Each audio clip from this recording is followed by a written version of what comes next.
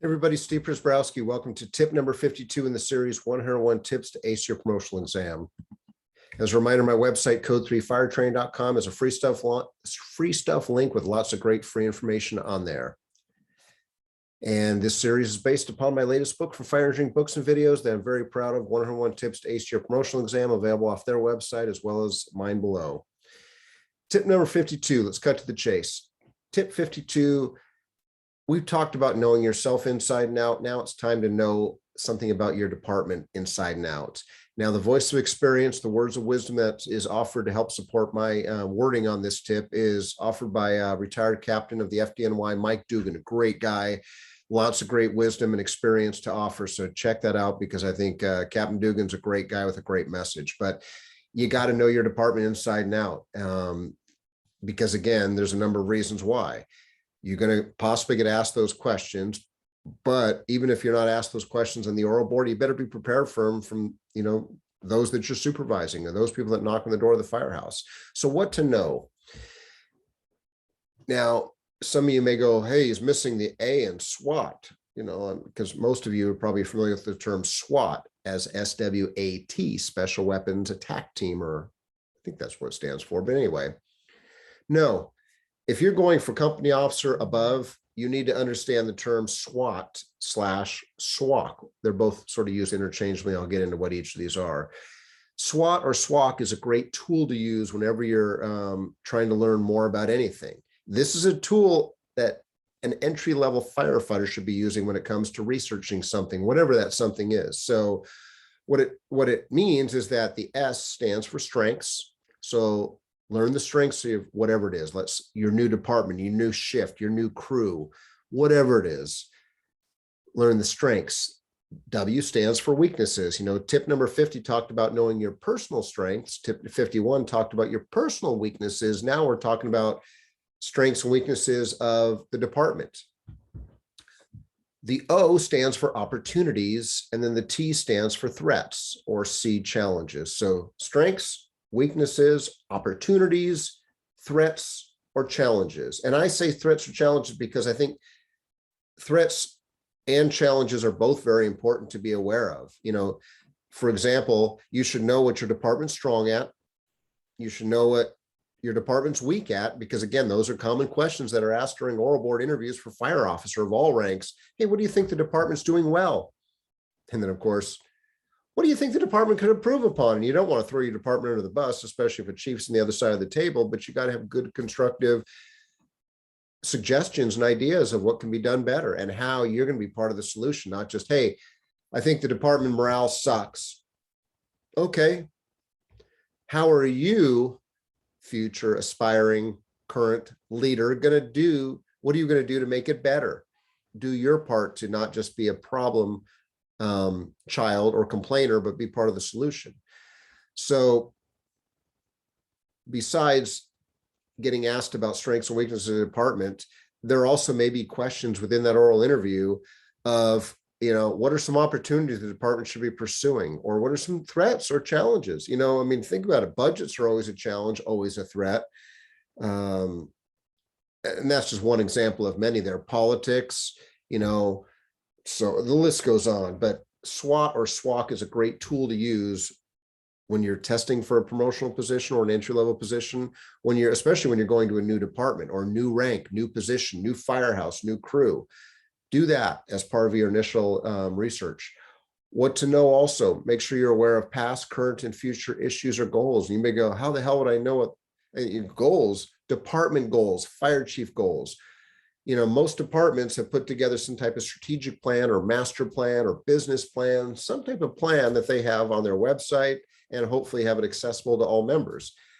And sadly, though, there's a lot of departments where the strategic plan, which lists goals and objectives, is like 10 years out of date, or I've seen even worse. And it's like, well, those are probably not really that relevant in today's world, because a lot changes. Hell, a lot changes in a couple of years, let alone 1 year, definitely 5 or more years. But anyway, if there's past, current, and future issues and goals, even if your department doesn't have a published strategic planning document, these are questions you should be asking your fire chief, your assistant chief, your deputy chiefs, your command staff. Hey, what are some issues that the department's facing? that because again, if their current issues or goals, the higher up you go, the more involved you're going to be in trying to understand that message and meet that goal and support that goal, support that issue, help make it for the better. Because there's a lot of questions that oral boards come up of, tell us about what's going on, to see how in tune you are with current department activities. So you know, that's why it's critical to be aware of what's going on in your department. You know, also, if you haven't done so already, make sure you look at your department's budget. Not every department shares the budget, but you should be able to go to the city's website or the county website or the district website, whatever type of department you're at. And most communities and most states require by law that the budget for a city, a fire department, which usually the city budget usually has the fire department, the police department, that those documents are made available to the public, the taxpayers. So it's easy now because you can go to the city's website and find that approved budget. And within that budget for the fire department, for example, since we're talking about the fire department, there should be stated goals, because before that city council approves that budget, they're going to want to say, okay, you're asking for 5% extra money or 10%. Oh, wow, 20% extra money. Why? Well, because we want to open up a new station. Okay, because we want to is not usually the best reason for a city council member or city manager to support a budget expenditure. A fire chief, if they want to successfully have a project or a program or a new station or new apparatus or new personnel, you know, new things, new people, they're going to have to support it with, okay, if we spend a couple $1 million to build this new firehouse, well, a few million, sometimes more than a few million, depending on where you're at, and also staff it. It's one thing to build it. It's another thing to staff it and support that sustainability to continuously provide ongoing funding.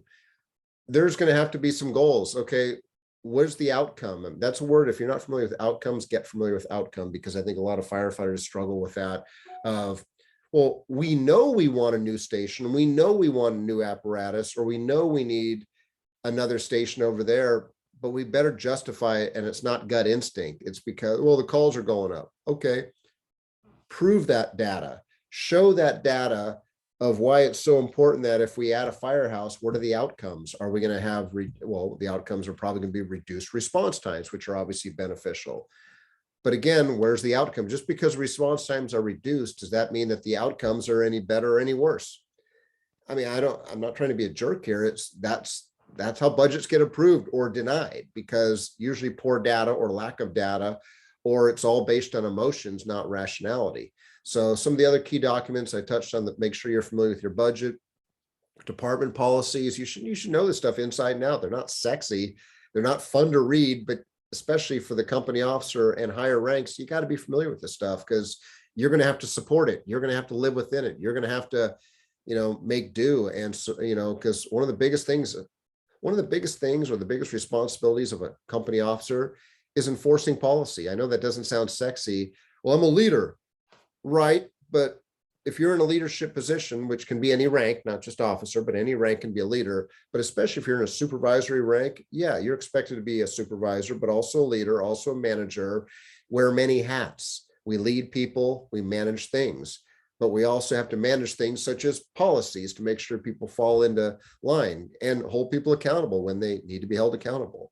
You know, I touched on the strategic plan, a very important document if your department has one, or another document, standards of coverage document. I talked about, well, we need to add another station or add another company and justifying the outcomes. Well, the departments that have been very successful at usually getting additional firehouses or not closing firehouses, also adding apparatus or personnel, are usually those that come armed with a lot of good, solid data to demonstrate here's the potential outcomes if we add this.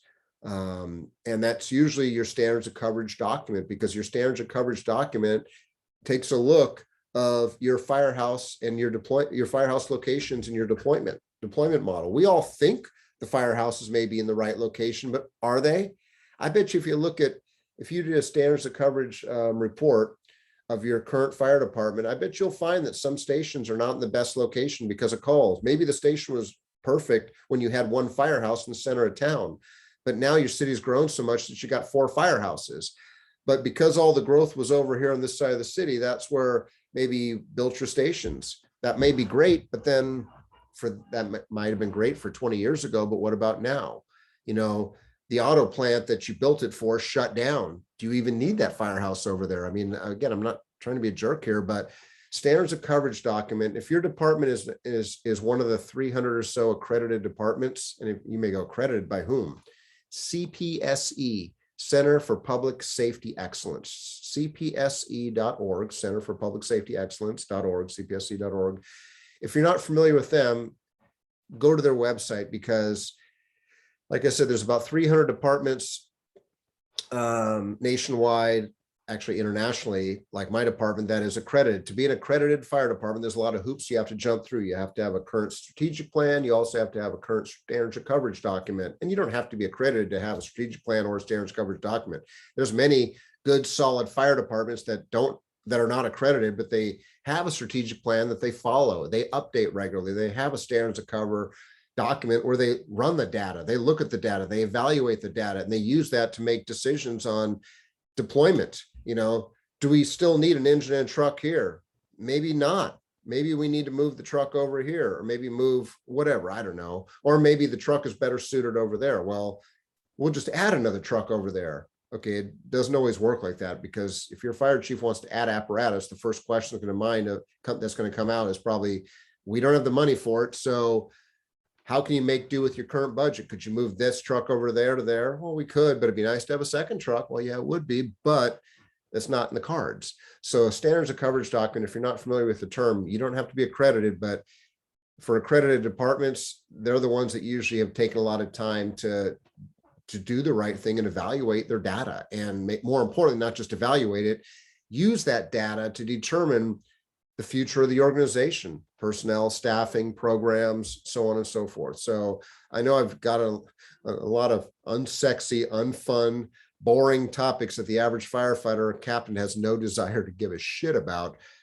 But this is something that all ranks need to be aware of. Even if you don't appreciate or understand or think it's important, at least be aware of it, especially if you're a company officer, because when your newly hired firefighters get hired and they're working for you as a probationary firefighter, you know, they're going to need to be aware of this stuff. Don't just say, well, it's just stupid policies, stupid strategic plans, stupid budget. No, like it or not, that's the stuff that helps keep us employed and helps keep us headed in the right direction, good, bad, or indifferent.